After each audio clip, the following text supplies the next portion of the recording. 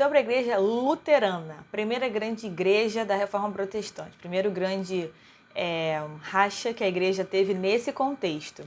A igreja luterana ela nasce pela cabeça do monge e padre Martinho Lutero, que vai construir lá em 1516, 17, algumas teses de questionamento e de crítica que ele tinha à Igreja Católica. Essas teses vão ficar conhecidas, essas ideias vão ficar conhecidas como 95 teses, em que ele elabora ali críticas efetivas para a Igreja Católica mudar de dentro para fora. Uma delas era a mercantilização da fé, ou seja, ele criticava que os fiéis tivessem que comprar espaço no céu ou salvação, e que a salvação vinha do próprio Deus, né, por essa relação que o homem tinha com a divindade.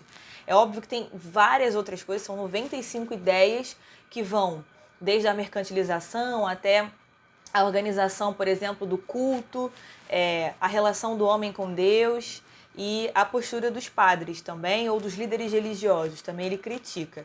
Mas é muito interessante a gente perceber que Lutero critica a coisa da fé sendo comprada.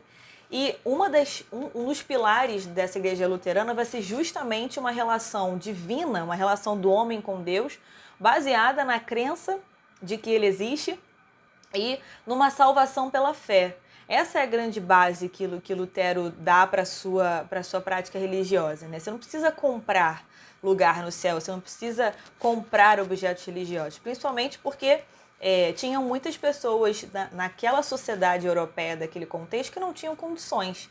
Então, Lutero, pensando um pouco nessa ausência de uma fé comprada, vai dizer que o fiel, quando ele acredita, ele já está salvo. É uma salvação feita por meio da crença e da fé. E que por si só, apesar de ser muito fácil, não era tão fácil assim. Porque acreditar em Deus significava para Lutero uma prática religiosa firme, comprometida dentro da própria igreja, uma coerência de vida, uma aceitação de que Deus fazia parte da sua vida. Então, Lutero saiu um pouco dessa máxima que a igreja vendia, fé, por meio dessa postura, né, de que a fé salva. Muito interessante pensar nisso, porque quando a gente pensa para quem Lutero está falando, para qual igreja que ele está falando, ou para que aspecto da igreja errada que ele está falando na visão dele, é justamente para essa prática considerada corrupta naquele momento. Então, para além dessa relação homem com Deus ser baseada pela salvação, o centro dessa nova religião que Lutero está ali criando, que é cristã, vai ter outros centros, outras maneiras de se estruturar, outras bases. Dentre elas, a centralidade da figura de Jesus. Então, olha-se um pouco para a vida de Jesus aqui na Terra e toda a mensagem que ele deixou escrita. E aí entra em algo muito interessante de Lutero, que ele foi responsável pelo início da tradução da Bíblia. Até o século XVI, a Bíblia era ela em latim, e somente os padres ou pessoas que eram letradas conseguiam ler logo esse texto bíblico tão importante, né? Esse texto que explica a fundamentação da Igreja Católica não era acessível. Então Lutero vai começar a traduzir esse texto para as línguas nacionais. E faz com que, então, esse texto bíblico se torne acessível, como já dito, mas também que incentive a própria sociedade que se aproxima dessa igreja a se alfabetizar. Então, foi graças a Lutero que a Bíblia se tornou mais próxima a esse fiel. E aí, pensando e relacionando que o Renascimento desenvolveu mais a imprensa, a Bíblia ela se tornou um livro publicável durante os outros séculos, a partir de então, né, século XVI, século XVII, século XVIII, em todos os países, porque uma vez que as línguas nacionais foram tendo acesso a esse texto, foi mais fácil da imprensa e dos grandes centros de pensamento daquele contexto, como as universidades, tivessem acesso a esse texto bíblico, né, e a própria história de Jesus. Então, Lutero coloca muito foco na Bíblia, traduzindo, isso é a parte mais importante dele, e desmercantiliza, essa palavra estranha, a fé. Ou seja, tira bastante, né? A coisa de você comprar espaço no céu e objetos religiosos.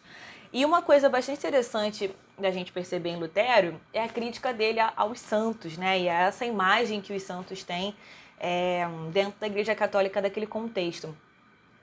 Tem uma razão para isso, mas uma razão social para isso, tem uma razão religiosa para isso, né, na visão dele, que é, dado a centralidade da vida de Jesus, não era preciso que os fiéis tivessem outra referência senão o próprio Jesus, né? Lutero explica um pouquinho isso. Porém, é importante a gente pensar também que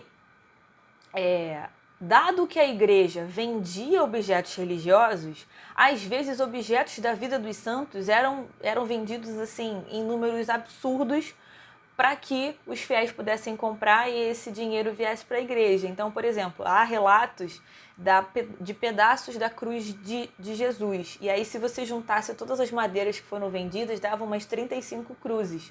Então, uma vez que você olha para Jesus com centralidade, e aí você conseguindo ler esse texto, né, o texto escrito pelos nos evangelhos, né, na sua língua nacional, e você aprendendo a ler esse texto e tendo um líder que te ajuda a ideia que Lutero dá para essa religião é de um olhar mais para Jesus.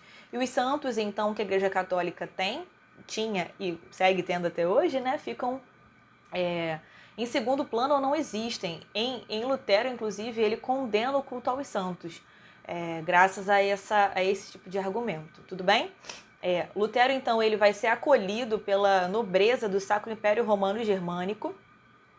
E tem uma coisa muito interessante, porque essa nova religião que Lutero cria gera conflitos internos políticos dentro desse Sacro Império Romano Germânico. Então gera uma série de embates entre os reis e o Lutero, e essa nobreza.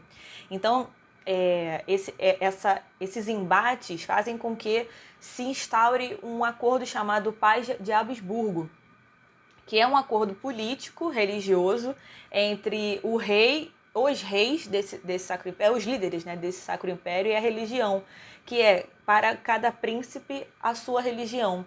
Pensando que quando a Igreja Católica estava dominando, ela impunha a religião a esses reis e a esses líderes.